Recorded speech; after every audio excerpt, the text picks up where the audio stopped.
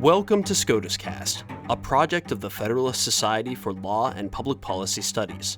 Our contributors join us from around the country to bring you expert commentary on U.S. Supreme Court cases as they are argued and decisions are issued. The Federalist Society takes no position on particular legal or public policy issues. All expressions of opinion are those of the speaker.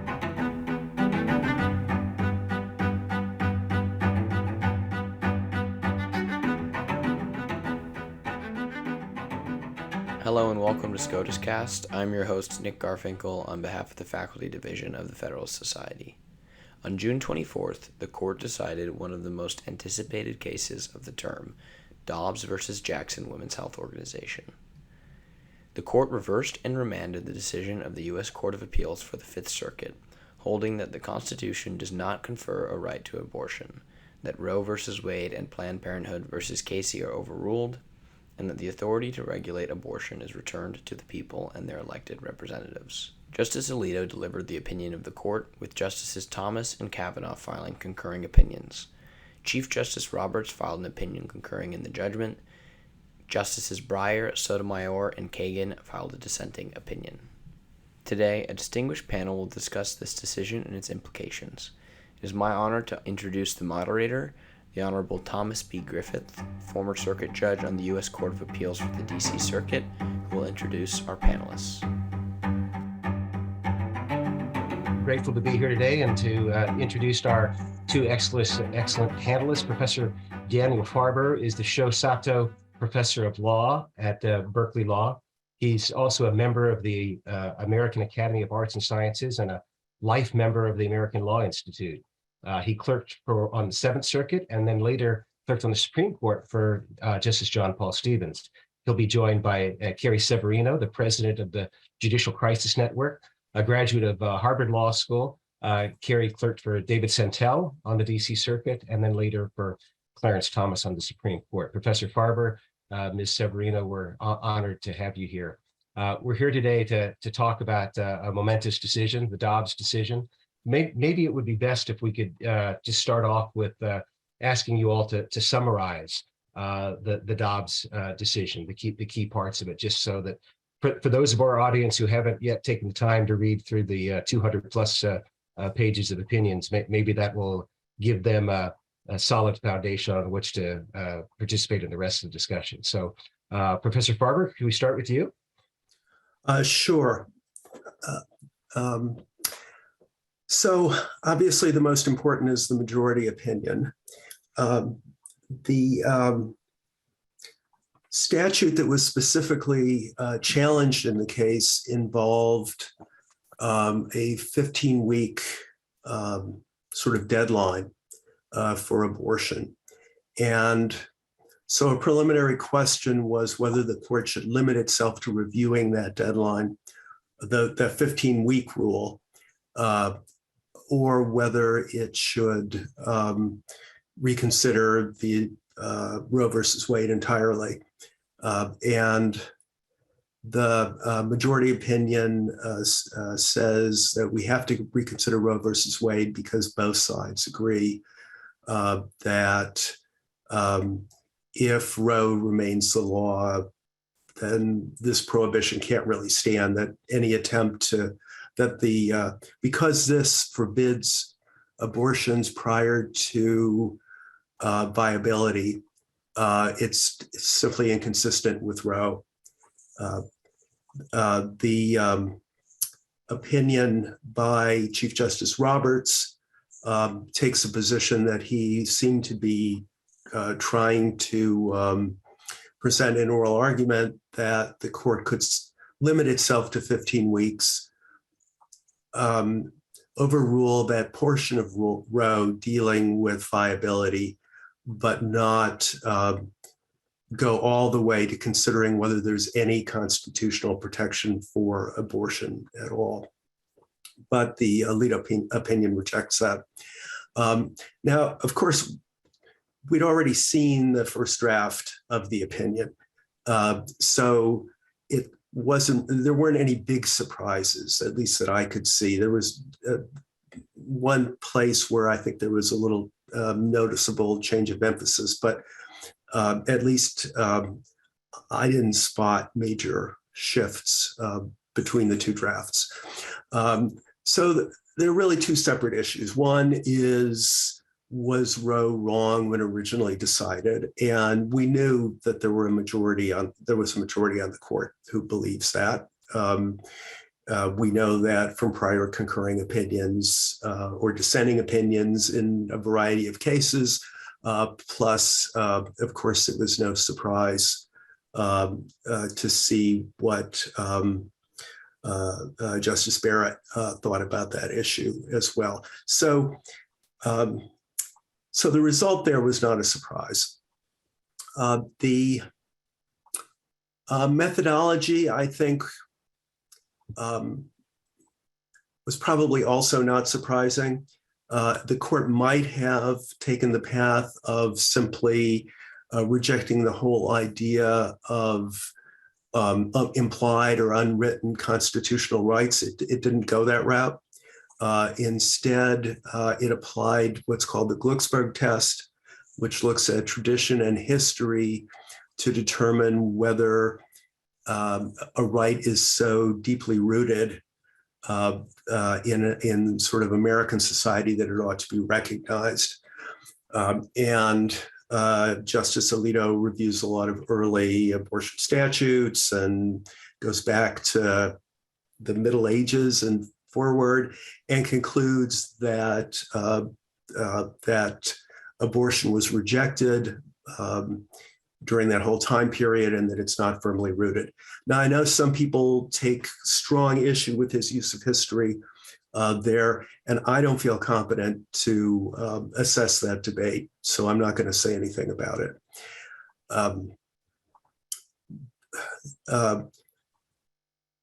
He decides in any event that abortion is not deeply rooted. I think one of the questions, and one that is really raised by the dissent, is level of generality.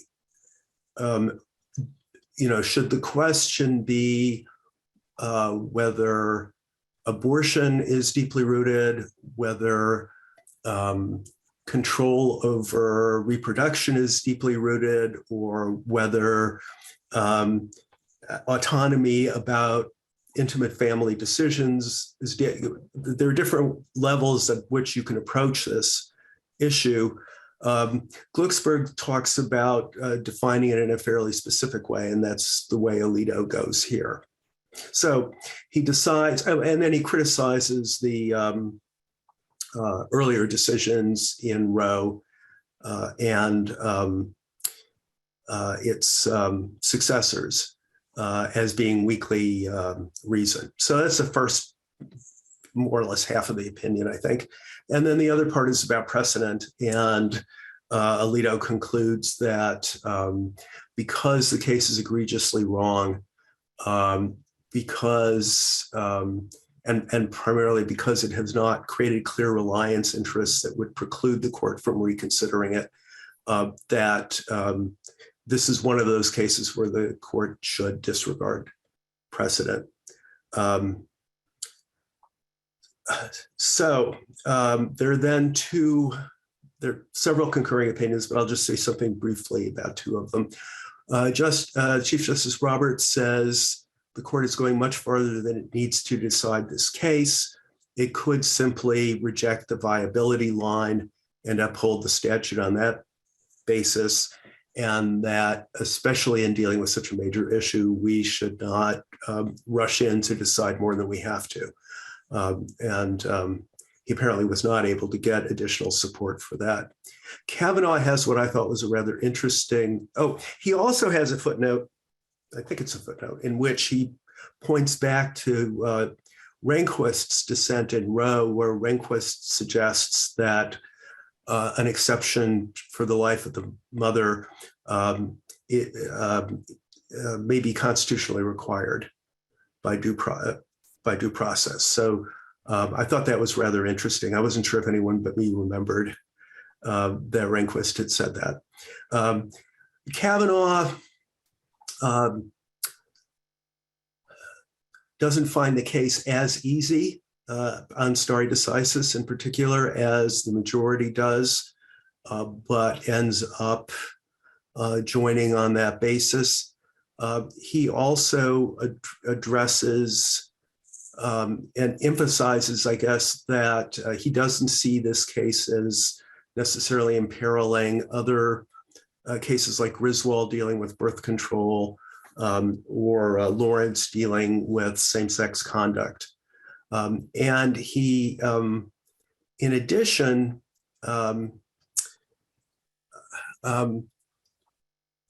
points to an issue that I think is already beginning to arise about whether states can prevent women from traveling to other states for abortions. And he says he thinks the answer is clearly no.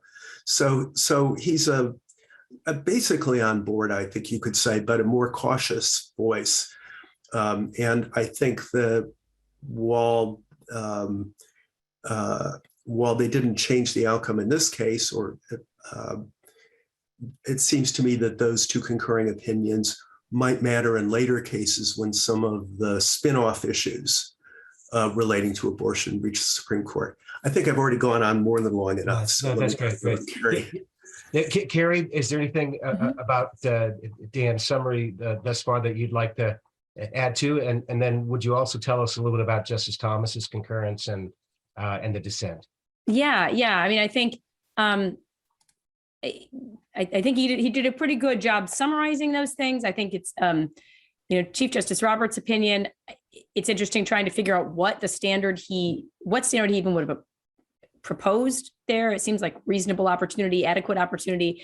And I think one of the real challenges with that, which the majority points out, is what would that even mean? How, if you're a lower court judge, how do you even apply that? It seems like it's a brand new standard we don't have from anywhere else in the law that was being applied. So I think that was interesting to try to discern that standard from his opinion, which just seemed to say, well, I wouldn't go all this far, but it kind of struck me as I'm hiding the ball kind of thing, like a law professor might do, of like, well, it's not this. Okay, well, what is it? It's a little hard to know. So I think we'll never find out, of course, because it's not something the courts are going to have to apply. But it was interesting to just address the final two opinions, and obviously we can discuss the whole case then and respond to any questions. Justice Thomas's concurrence is one that has gotten a lot of attention because he pointed out, first of all, I think it's important to notice that Justice Thomas mentions in his concurrence, I agree and join the Alito opinion in full, including, as he says, the part that says this opinion only addresses and only decides what happens with our precedents that respect abortion. This doesn't decide, what would happen with Griswold and the idea of a right to contraception, or Obergefell and the right to same-sex marriage, or the numerous other precedents that have been cited both before, in the leak period before the case came down, and obviously subsequently. So it's important to note that Justice Thomas is actually not saying the case has implications for those. However, he uses his concurrence to make what is, I think, a very Thomistic, in a Clarence Thomas sense, type of argument. He often is the one who will write a separate opinion and say, I join the majority, but I'm just going to say that they're resting on a whole line of cases that I think might have real problems, and we should go revisit. So he does this in all sorts of cases, and he's done it, I think, with respect to substantive due process before. So in one sense, this has gotten a lot of news, but it's not really news, because anyone who thought Justice Thomas was a fan of substantive due process obviously hasn't been paying attention. And his decision, his concurrence is mainly to say, hey, I think we should go back and just revisit the idea of substantive due process altogether. But whether you look at it that way, or whether even if you accept those precedents, it's clear that Roe and Casey need to be overturned. And I think a lot of people are concerned about that, because there are cases that many people like or don't want to see overturned, and some of which Justice Kavanaugh, pointed out as well in his dissent. He said, or in his concurrence, that like the Griswolds, the Obergefells of the world. But I think it's important to note that A, Justice Thomas is a single vote here saying let's reconsider them, and B, as he clarifies in his opinion, he's not actually even saying those rights aren't in the Constitution. It's simply that stare decisis is an invalid way to get there. And this is something that he has embraced in many other areas of the law. It reminds me a little bit of his McDonald versus City of Chicago concurrence in that case, where he says, okay, I don't think the Second Amendment is incorporated through the 14th Amendment. I can't buy into that, but I actually think the Privileges and Immunities Clause can get you there. And Privileges and Immunities is sort of one of Justice Thomas's favorite clauses that no one else likes to cite, but I think it's important to remember that because he doesn't think substantive due process gets you something, doesn't actually mean that he thinks it's not there in some other provision of the Constitution that might be a different route than other justices would take.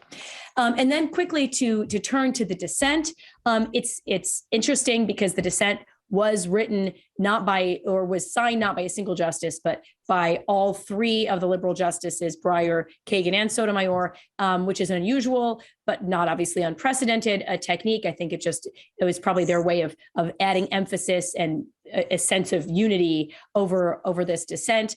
It starts out by arguing that Roe and Casey actually do flow from precedent. I do think it's interesting because they say they're going into the details of how it flows from precedent. I don't know that they actually do clarify in a great deal of detail what that is. They say it comes from a long line of precedents flowing from the 14th Amendment. The biggest part of their argument is saying, hey, all of those precedents that Roe flows from and that Casey flowed from were also precedents that led to Obergefell, Griswold, et cetera. And so they're continuing to make this argument that, like, if you're willing to reconsider this, then for those same reasons, the court's going to potentially overturn those because they have similar problems with, maybe from their perspective, they would not say problems. I think from the perspective of the majority, you would say those have similar problems with not having the historical precedent that the majority is asking for. The dissent then goes on to say, actually, the historical situation in 1868, which is what one of the potential bases the majority bases on, they don't make a decision whether the original understanding of at the time of the framing is most crucial or at the time of the 14th Amendment. They say you'd fail under either one of these. But the dissent particularly says, hey, look, it doesn't even matter what people thought at the time these were ratified, because we think that the Constitution should be able to evolve through history, and that you can have, I think their quote is, there's the application can evolve of these rights can evolve, well, as they say, remaining grounded in constitutional principle, constitutional history, and constitutional precedents. So this is one of, I think the idea of evolution of the Constitution is one that normally I hear more often in sort of rhetorical context and debating it, but it's interesting to see that evolution term is being used now by the minority, and not just something that's used often pejoratively, I think, by people arguing against a idea of a living constitution. So they're embracing this idea of constitutional evolution. They make an interesting argument in there that one of the reasons we shouldn't care what they thought in 1868 is because only men ratified those amendments to the Constitution. I find that a little problematic because that casts the entire Constitution up until the 19th Amendment into real doubt. I also think it's a little ahistorical because most of the suffragettes who helped pass the women's right to vote were themselves pro-life. So the supposition that men passing it suggests that women would have done otherwise. Women might have included or imagined that the 14th Amendment included a right to abortion, I think is very just anachronistic to suppose that, because that isn't historically what the women of the time actually did favor. They take issue with Justice Kavanaugh's idea of neutrality. They say that it's not neutral for the court to just take itself out of this issue. A neutral position would be one that defended these rights, the right to abortion, against all comers. That doesn't really track with my understanding of neutrality, but that is their understanding of it. And then finally, they talk about stare decisis. They argue that Roe and Casey were correct, and that there would be a huge cascade of problems that would come from overturning those decisions. So that's, again, unfortunately, there's no way to shortly summarize some of the very long opinion, but there's my effort at it. No, thank you very much. Let's thank you both of you. Let's turn now to the impact of Dobbs. What's the law of abortion look like now? Well, we know one thing, right, which is that laws prohibiting or regulating abortion are subject to the rational basis test. We know from Justice Alito's opinion that there are, I think, 4 or 5 goals that he singles out as legitimate and therefore providing a possible rational basis, of which protecting fetal life seems to be the broadest and most obviously applicable. But I think we can expect to see a lot of additional issues arising. I think the federal courts are likely to be faced with more abortion-related cases rather than fewer as a result of this decision. So, would you explain that a little bit, Dan? How so? Because the law had the court had sort of imposed a uniform national standard for abortion, or at least a floor for abortion protection, there were a lot of issues that really didn't have to be confronted. One of them that Kavanaugh specifically mentions is the issue of interstate relations. What happens when abortion is legal in one state and not in another? Can states prohibit women from traveling out of state to get abortions? That used to be true in Ireland, for example, not within the US, obviously, where the government made an effort to prevent women from traveling to England to get abortions. What about advertising abortion services in a state where abortions are prohibited? What about assisting someone to travel out of state to get an abortion? What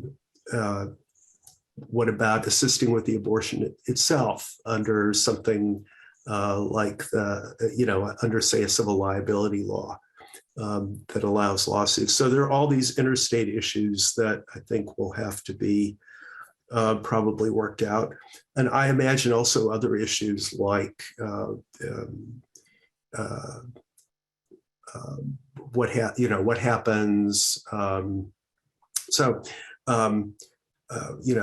To what extent can states prevent interstate transport of abortion pills, for example? Can they ban importation into the state? So that's sort of a Commerce Clause issue, maybe a preemption issue, although I don't know enough about that to be sure.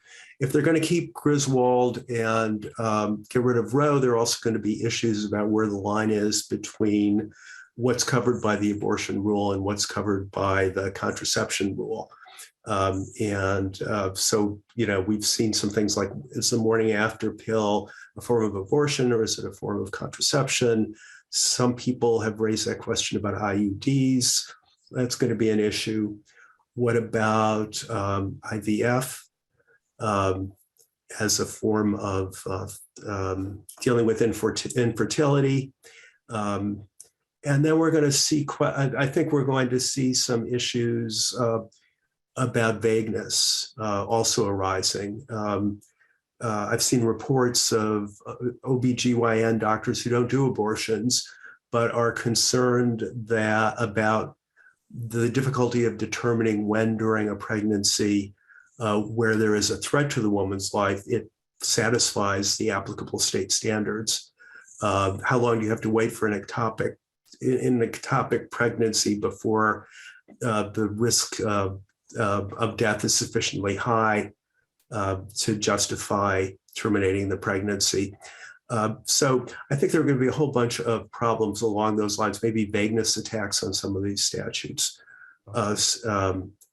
And I think the Supreme Court will inevitably find itself confronting some of those. Okay. Carrie, what's your view about what the law of abortion looks like now?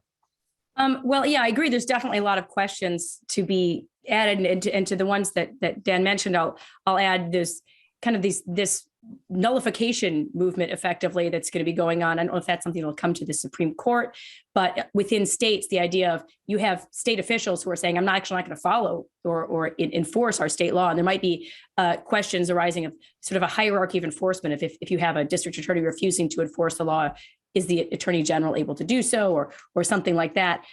There's also issues of with some of the proposals the federal government has made. I think a lot of those run into varying degrees of question of, what is the constitutionality of some of the, whether it's, setting up abortion camps within Yosemite National Park or something, or anything where the government is paying for this runs into Hyde Amendment questions. Who has standing to even challenge those kinds of things? I think that's going to be a large range of things. I have to say, I'm not sure it's going to be more questions than what the court was going to have to deal with abortion either way. And even just at the time this decision was taken up, I think there were like at least 4 or 5 different states' laws that were on petition for cert and were held over this. And it's a range of, everything from laws that were from heartbeat and, all the way up to the initiation of fetal pain to viability in terms of timing things. There were laws that were preventing discrimination, either on the basis of race or sex or disability status, the way that fetal remains were taken care of and addressed. Obviously, there's the classic sort of conscience protections that keep on coming up, or parental notification things. We saw recently medical standards that had come up in the Hellerstedt case and the June medical case. So I just think they were going to have to deal with abortion related questions either way. The feature, I guess, of the issues they're dealing with now is, instead of trying to interpret a right that I would argue doesn't really have a constitutional foundation, now you're interpreting issues that actually have a real legal basis you can drill back into and get your teeth into, whether it's just regular legal issues, like, again, who has standing to bring these types of claims, who can intervene in a case to defend a state law, like the court actually decided this term in some aspect when state actors aren't defending their own law. So these are issues that are necessarily going to come up. But I think the biggest bulk of the action is going to then devolve upon state courts. It's going to be interesting to watch how that happens. We're already seeing that. And as Dan alluded to, there have been vagueness challenges in some of them. I don't think the law is any vaguer than any other law, where you have to balance, what is how concerned are you for your safety in exerting self-defense, for example? All of those, the courts have to deal with sort of these balancing of when life is really at stake and when it isn't. But I think you're going to see state courts having to do that, and I think it's going to be interesting to watch. Can I ask you to drill down that a little bit, because that's a question that several of our audience members have asked. I eventually want to give both you and Dan a chance to critique Dobbs, but you raised the state court action. A number of people have asked that. Where do we see this playing out? Are we going to see that state courts are going to interpret their state constitutions to protect a right to abortion, or where do you see that headed? Well, we've already seen that in some cases, like Kansas recently interpreted its state constitution to encompass a right to abortion. And they actually have a constitutional amendment that's now going to be on the ballot to change that. Iowa had interpreted its constitution that way, and then actually has switched and said, actually, it's not in there.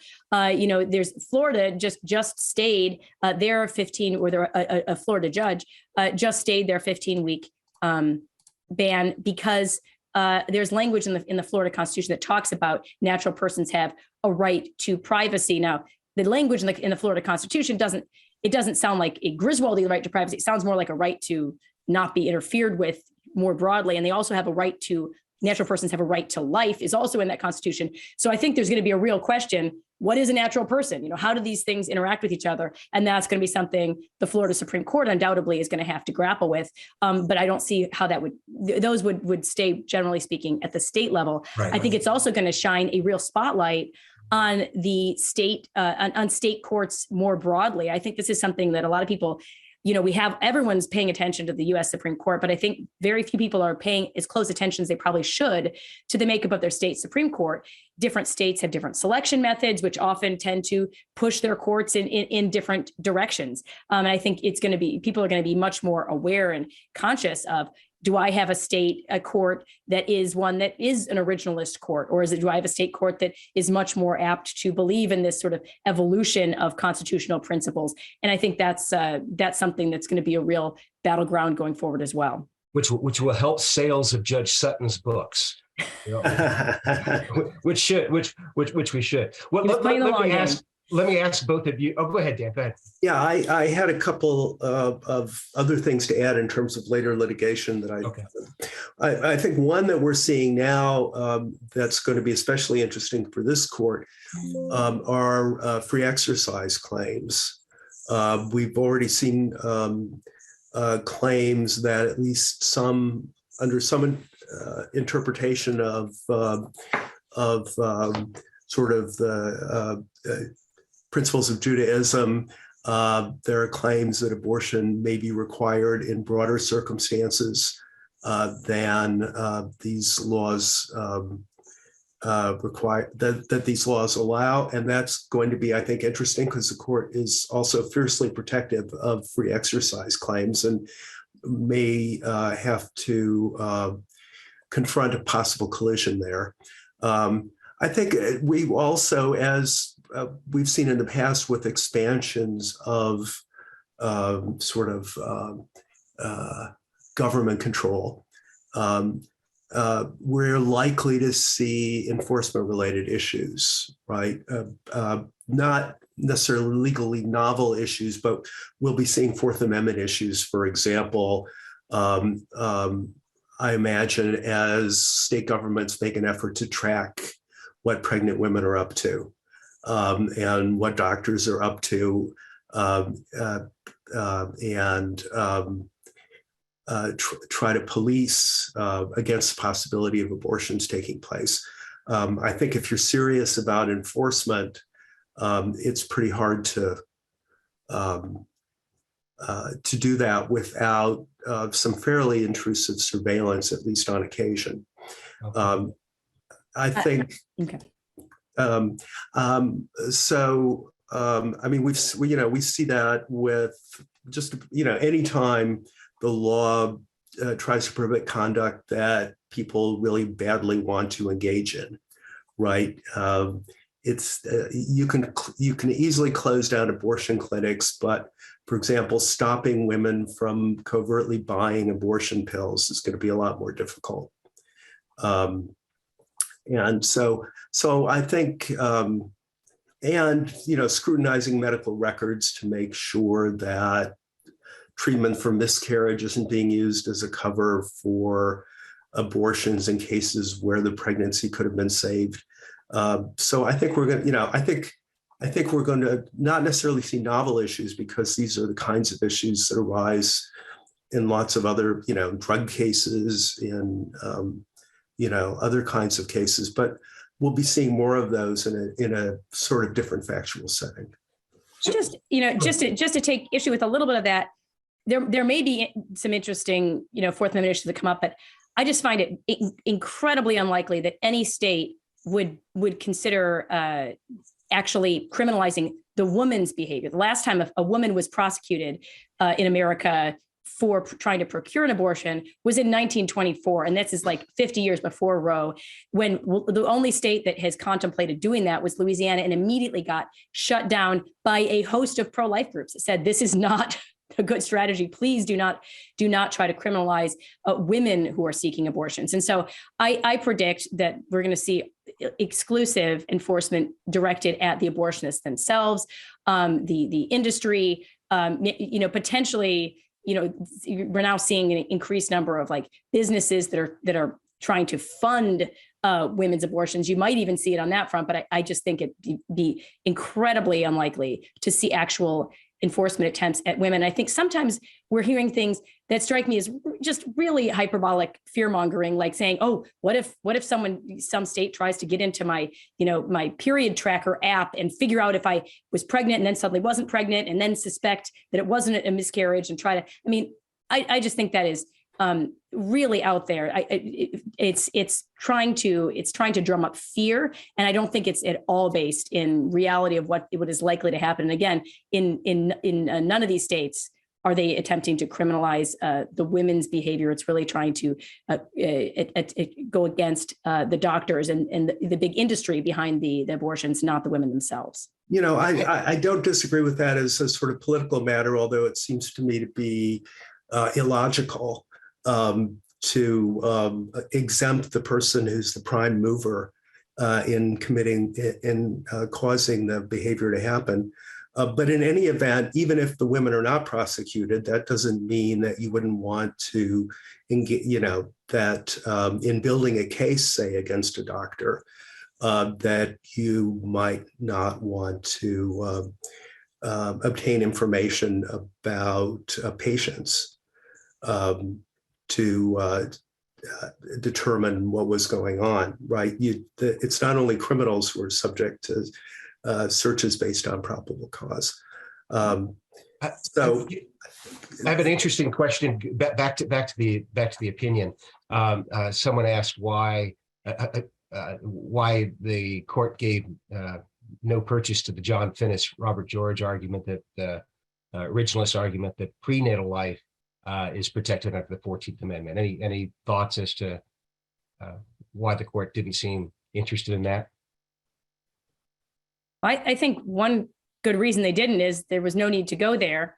The only person who really discussed it was Justice Kavanaugh, who kind of gave a little advice. He gave a few advisory opinions throughout his concurrence, which are kind of funny. He gave us his thoughts, on fetal personhood, on the right to travel. So I didn't think any of that was really necessary, and it wasn't.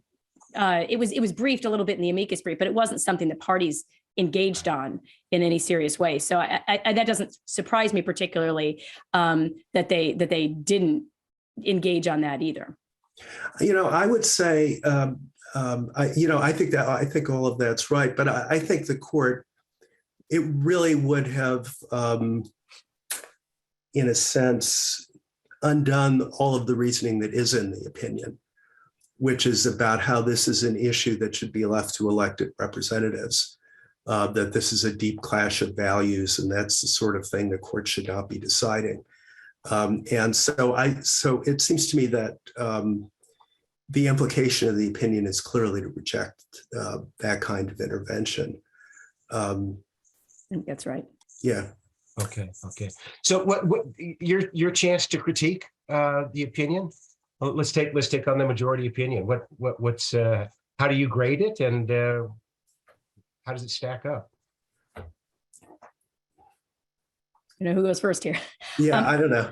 Yeah, I think I don't have a lot to nitpick about it. I was very relieved to see that the opinion so closely tracked with the leaked draft. I think that was really important just for integrity of the court reasons, because while under normal circumstances you might have various justices saying, actually, can you change this thing? Even sometimes, which would be more stylistic things, and sometimes which could have some substantive implications. But I think it's helpful to see that the leaked draft did not substantively change the outcome of the decision.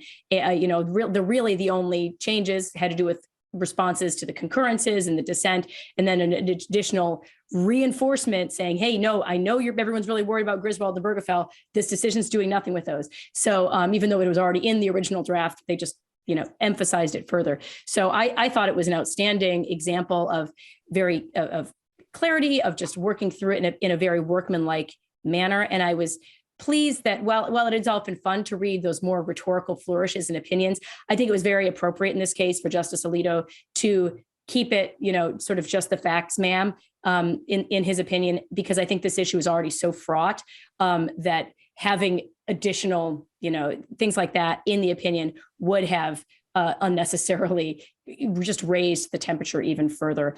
There's enough hyperbole around this topic already, and enough rhetorical flourish to just say this opinion speaks for itself.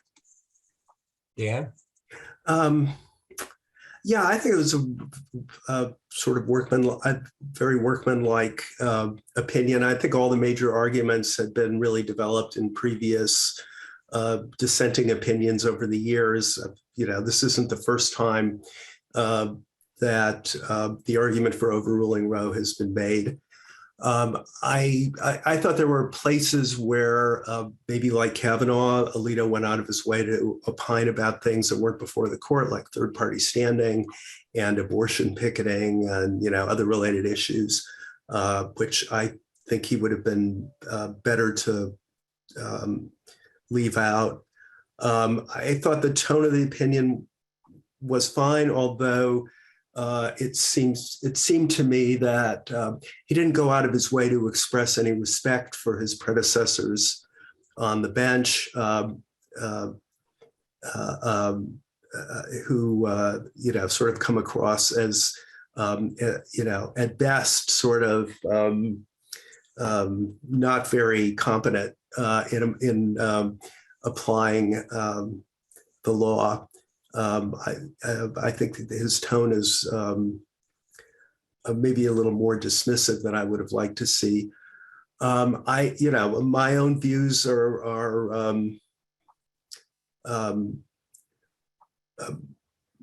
more those of the dissent than the majority opinion, but I don't see any point in trying to relitigate that at this point. That issue is. That's fine. Give us your critique of the majority. I think we'd be interested in hearing that. So I think the basic question is whether we should consider abortion as a standalone right, or whether we should consider the right at issue to be control of whether or not you want to have children. I think if you view it as the right as being one of reproductive freedom, and by that I mean in both directions. I think it's easier to make the argument that ought to qualify as a fundamental right, and then that gets you, if it is a fundamental right, to the question about what to do about the countervailing state interest. And once you frame it that way, I think it probably lends itself to some kind of intermediate position, maybe Casey, like maybe Roberts, who knows what. So that's sort of the direction I would take. I would want to do it. I do think that I also think that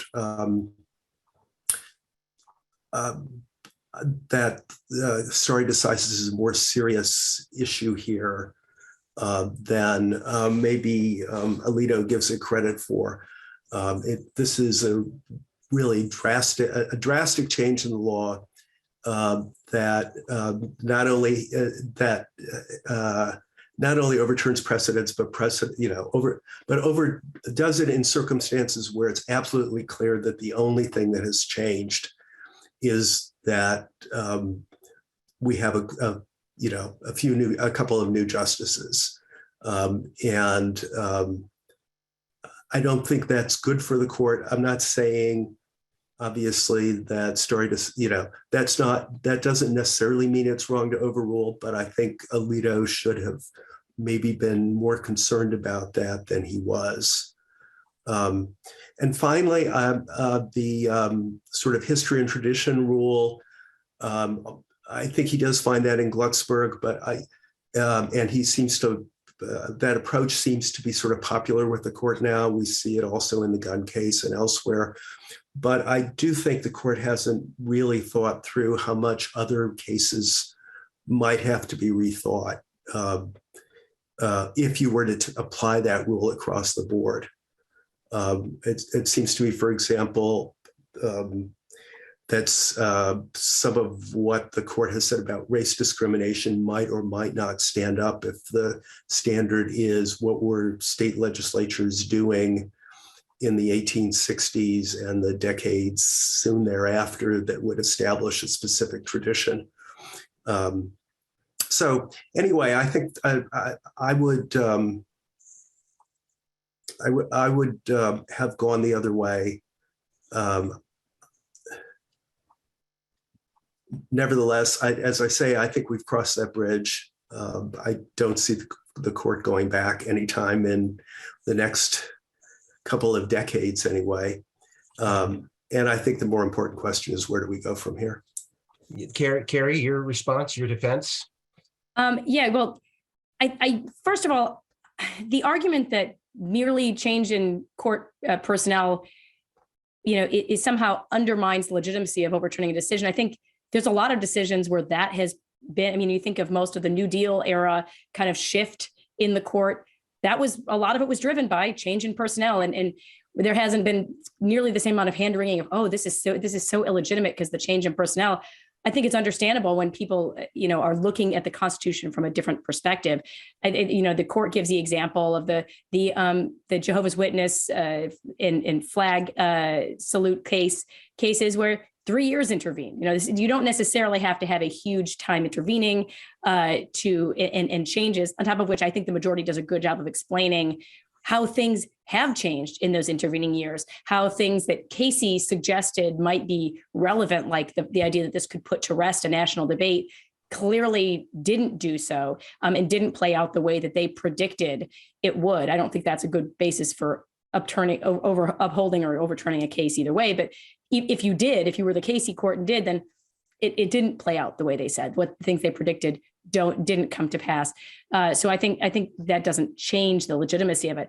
I suspect, obviously, I hope we don't have the opportunity to figure this out, but I suspect if the membership of the court changed overnight, you probably would see the members of the dissent perfectly willing to overturn Dobbs, despite the fact that the change in court membership was the key factor. Even just looking at the dissent in the Bruin case that many of these same dissenters were on, really calls into question the legitimacy of Heller itself.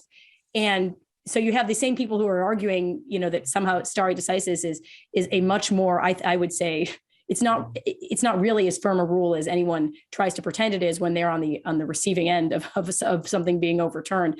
I think they would be, from the discussions in their dissents, they sound like they'd be very happy and think it was the right thing to do to overturn something like Heller, despite the fact that there has not been intervening real changes. And certainly the constitutional analysis would be the same.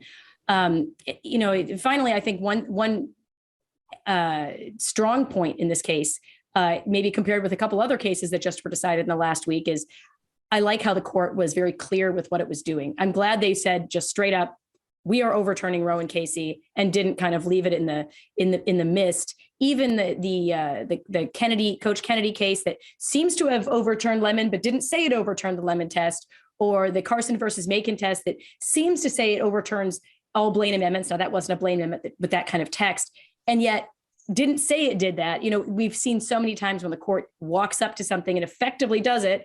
And a lot of courts say, well, they just overturned this. And other courts say, maybe they didn't, maybe there's a loophole here.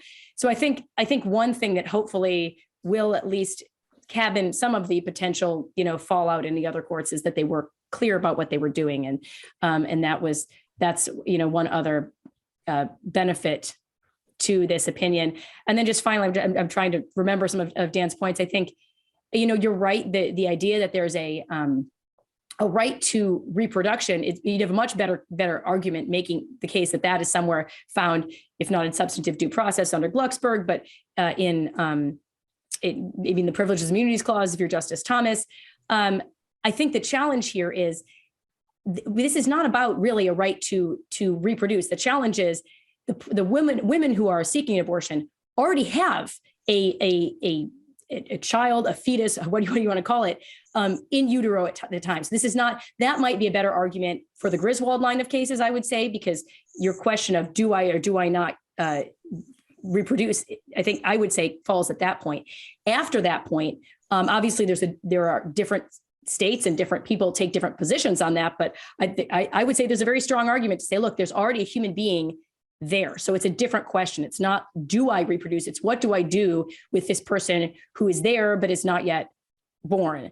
And I think that makes it not really the parallel of do I or do I not reproduce in that question. But either way, the court has not yet at least embraced that analysis of those rights at issue. So, but I think that would be one of the responses to that. Yes.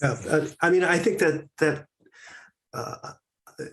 think that question of what's the best way to frame it is always difficult to analyze and somewhat fraught. So, I think that would be a longer conversation and one I would have to do a lot more thinking about. I think I agree with you, not only for the benefit of lower court judges, but that for society, it may have been better for the court to overrule directly.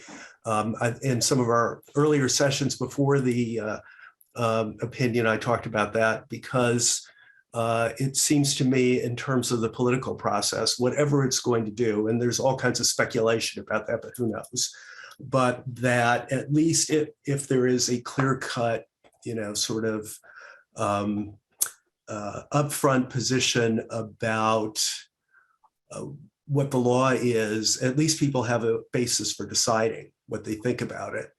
And something like the Roberts approach, I think, would ultimately have led to much the same result, but in a way that would have been less visible to the public and less subject to the democratic process. So I think I agree with you about that.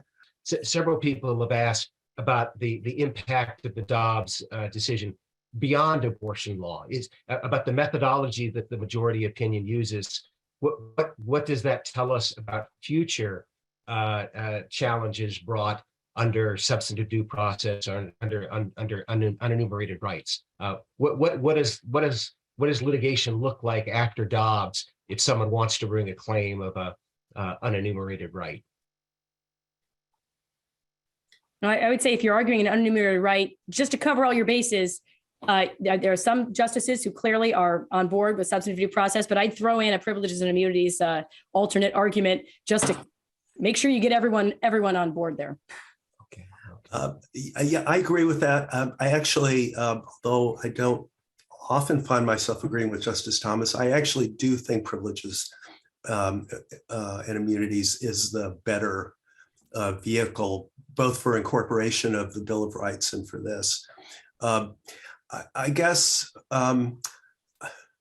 we haven't really addressed it, I think, directly, but I don't think that Dobbs actually is going to affect Griswold or Obergefell or the other cases. I think those precedents will stand. Is that as a matter of prudential judging or matter of principle? Do you think that Justice Alito succeeded in making a principal distinction between those cases? I think the stare decisis argument is different in those cases. For example, with Obergefell, people are married. I mean, they own community property. That's, undoing that is quite different than banning abortions going forward.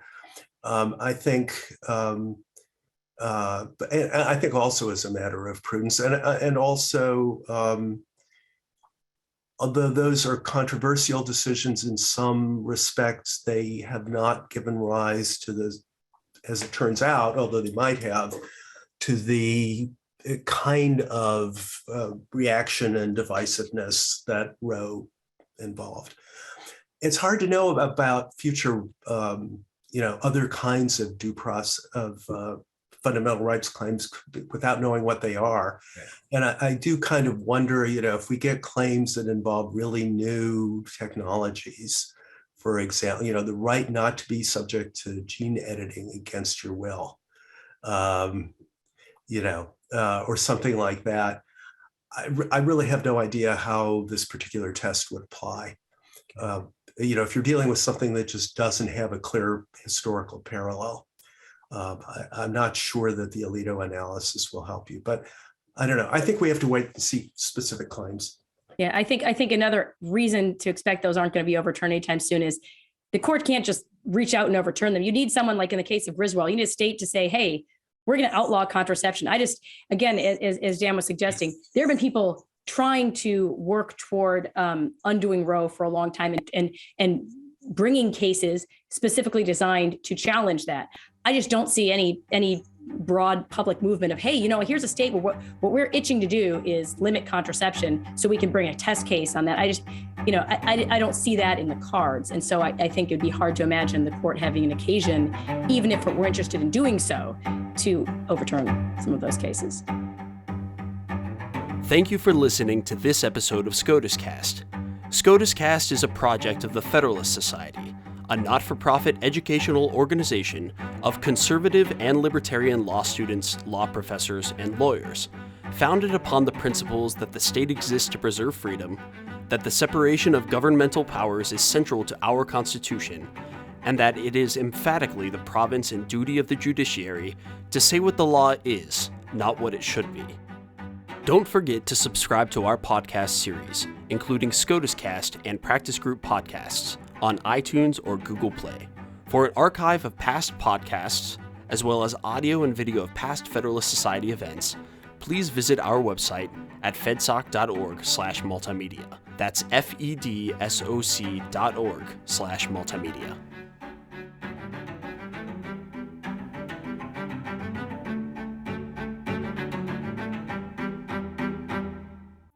This has been a FedSoc audio production.